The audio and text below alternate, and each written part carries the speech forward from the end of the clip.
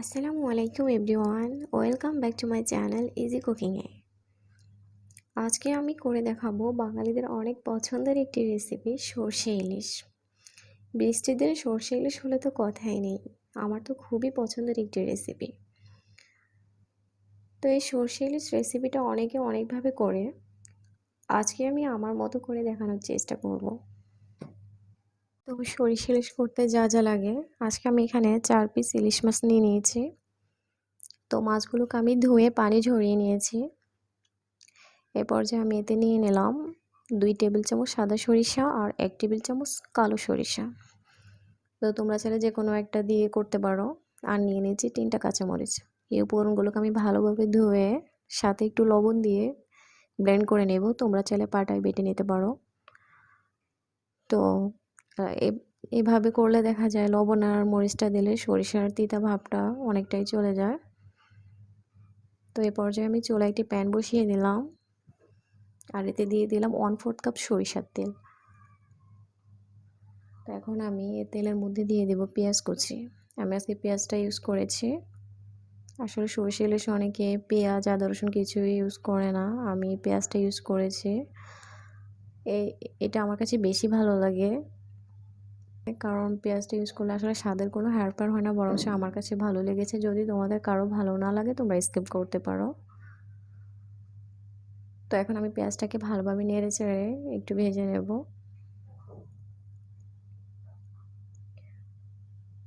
এই পর্যায়ে আমার পেঁয়াজটা ভাজা হয়ে গেছে।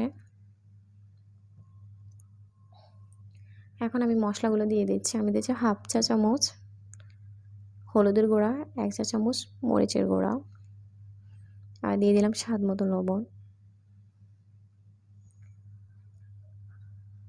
তো এখন উপকরণগুলোকে ভালোভাবে নেড়েচেড়ে মিশিয়ে নেব। এখন আমি এতে দিয়ে দেব অল্প একটু পানি, যেন মশলাটা পুড়ে না যায়।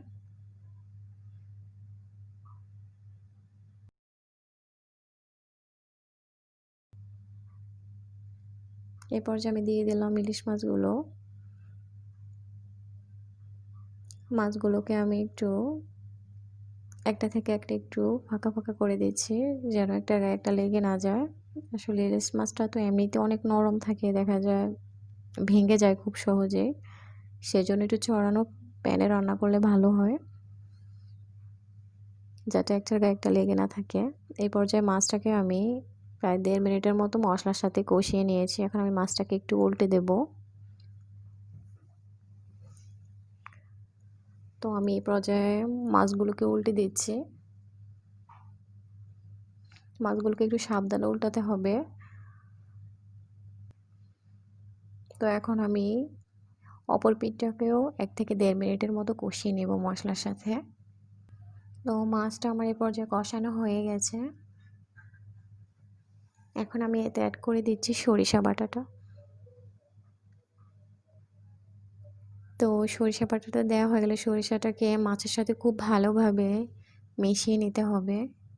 একটু সাবধানে ভালোভাবে মিশিয়ে নিয়ে সরিষাটাকে আমি মাছের সাথে 1 থেকে 1.5 মিনিটের মতো কষিয়ে নেব। খুব বেশি কষাবো না। এই পর্যায়ে আসলে আমি সরিষাটা এর জন্যই দিই যে আগে সরিষাটা দিলে দেখা যায় তেলের মধ্যে সরিষাটা পুড়ে তিতা হয়ে যায়।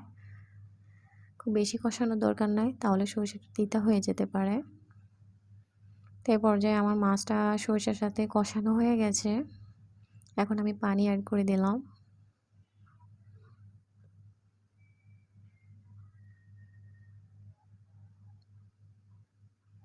আমি 1 কাপ পরিমাণ পানি দিয়ে দিয়েছি, খুব বেশি পানি দেইনি। ঝোলটা একটু গাঢ় থাকলেই আমার ভালো লাগে, সেজন্য আমি 1 কাপ। আর তোমরা যদি বেশি ঝোল পছন্দ করো তাহলে আর একটু বেশি দিতে পারো। এই পর্যায়ে আমি দিয়ে দিলাম 4-5টা কাঁচামরিচ। এখন আমি ঢাকনা দিয়ে দেব রান্না হওয়া পর্যন্ত। তো আমার রান্নাটা হয়ে গেছে। এখন আমি চুলাটা বন্ধ করে দিয়েছি। তো দেখলে তো বন্ধুরা, আমি কত অল্প সময়ে কত সহজেই সর্ষে ইলিশ রেসিপিটি করে ফেললাম। তো আমার এই রেসিপিটি তোমাদের কাছে কেমন লেগেছে বা কেমন হয়েছে সেটা তোমরা আমাকে কমেন্ট বক্সে জানাতে পারো। আর আমার রেসিপিটি যদি তোমাদের কাছে ভালো লাগে তাহলে লাইক করো, কমেন্ট করো অ্যান্ড শেয়ার করো। আর আমার চ্যানেলটিকে যারা সাবস্ক্রাইব করোনি, আমার চ্যানেলটিকে সাবস্ক্রাইব করো এবং পাশে থাকা বেল আইকনটিকে প্রেস করে দাও যেন আমার রেসিপির নতুন নতুন আপডেটগুলো তোমাদের কাছে পৌঁছে যায়। তো আজকের মতো এখানে বিদায় নিচ্ছি। আল্লাহ হাফেজ।